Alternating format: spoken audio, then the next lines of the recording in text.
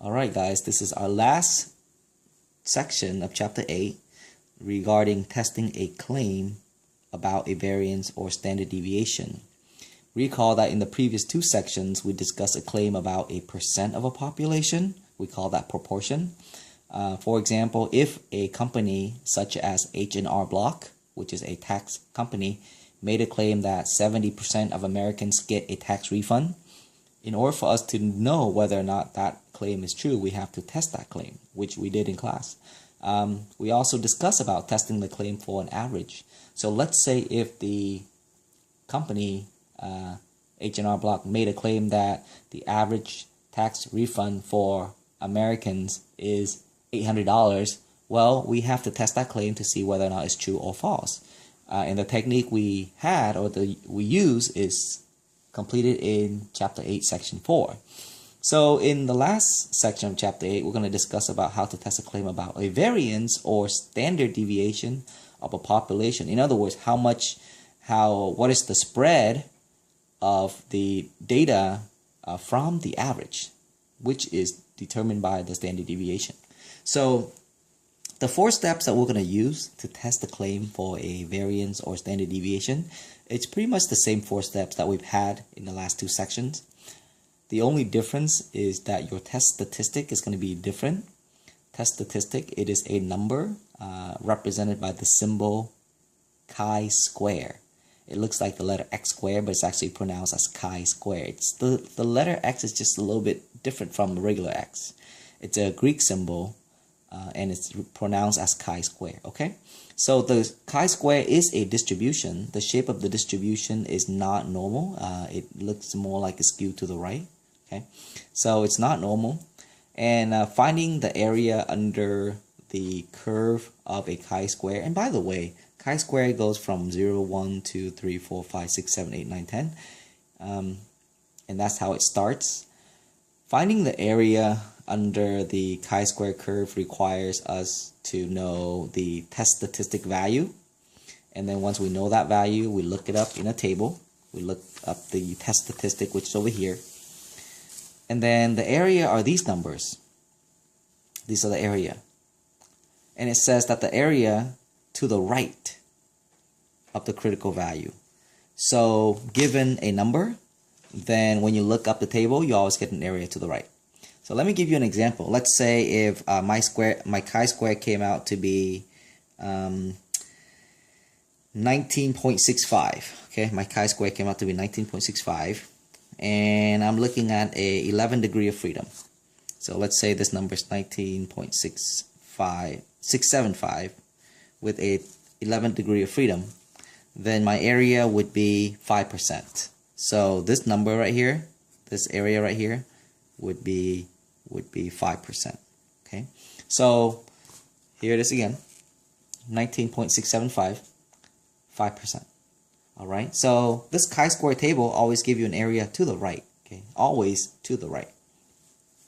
All right, so once we find that area, we call that the p-value. We compare the p-value to the significant level, and then we write a conclusion, which is similar to what we had in the previous two sections. Okay. All right. So let's take a look at an example. For now, I want you to be able to find the test statistic first, and then I'm going to show you how to read the table.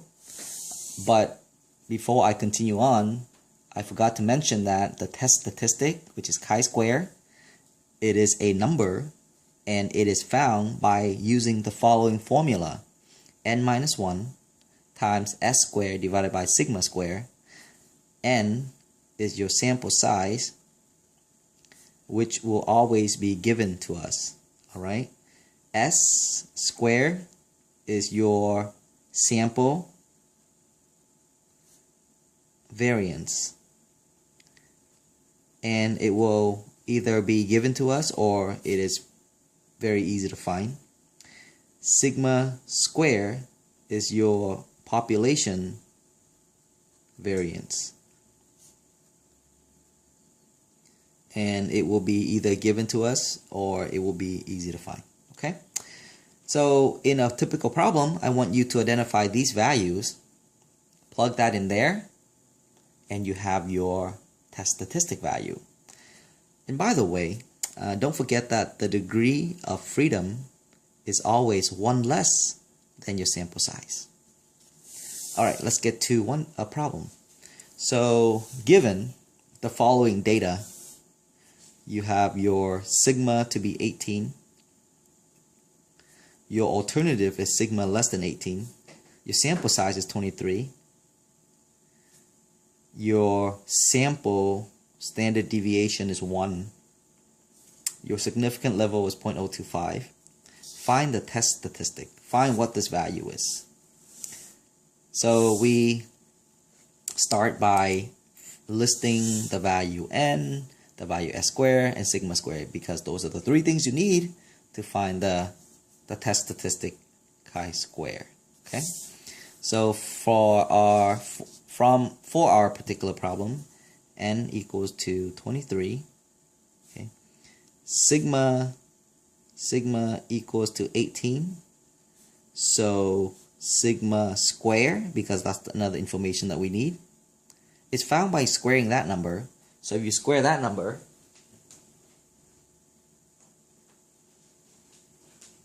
I ran to get a calculator. If you square that number, then you get 324. So 324. And we also need s squared.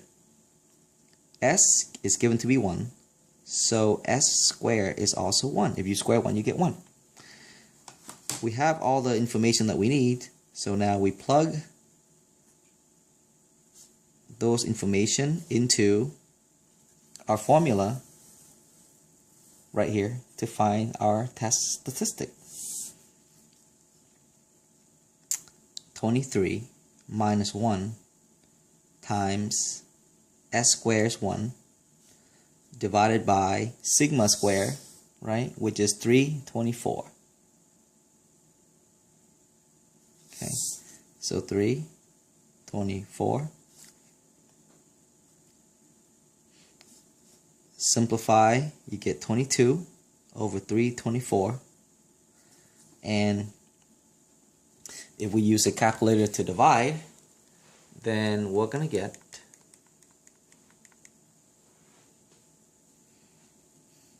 22 divided by 324. We're going to get a really small number. So we're going to get 0.0679. Okay, 0.0679. 0.06. Let's round it up to 0.068. All right. So that is our test statistic.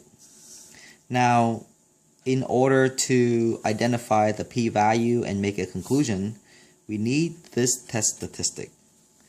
Go ahead and draw the graph of a chi-square that looks like this.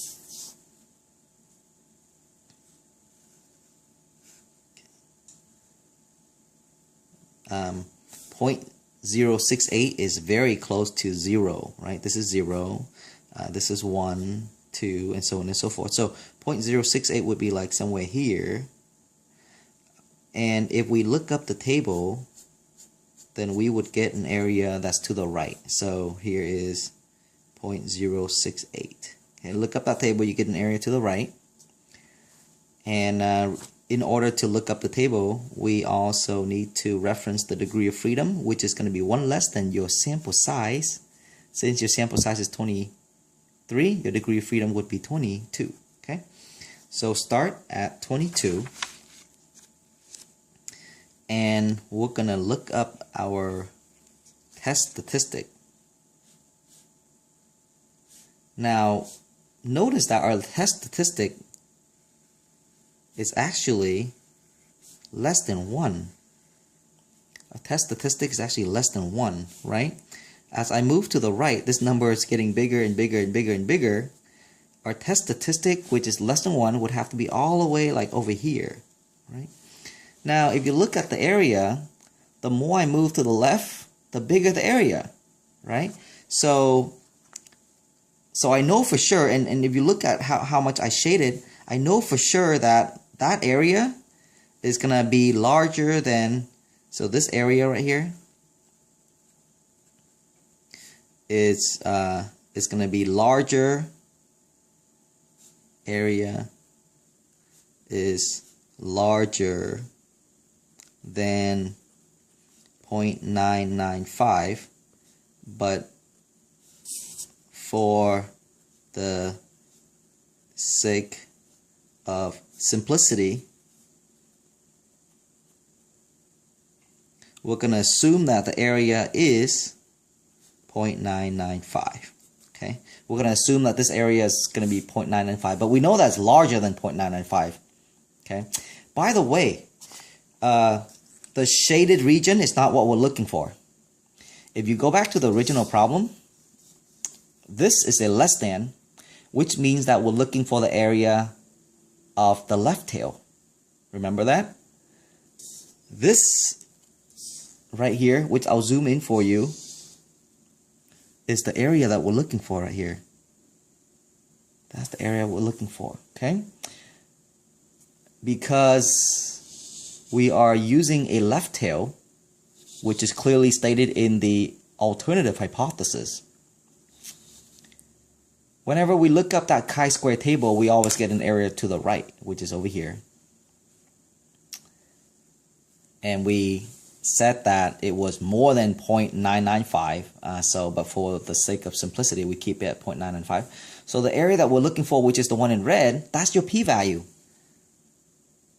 P-value. And to find that p-value, you subtract this area from 1. So your p-value is equal to 1 minus 0.995. And if you take 1 minus, here, I'll show you on a calculator, if you take 1 minus 0.995, then you get 0.005. 0.005. And so we have our p-value, and now we're going to compare and make a conclusion. Since p-value is less than your alpha, here's your alpha. Okay, we're going to write a conclusion. So since p-value is less than alpha, we reject the null, which means we reject this. Okay. And by rejecting this means that we have enough evidence to prove that this is true. So evidence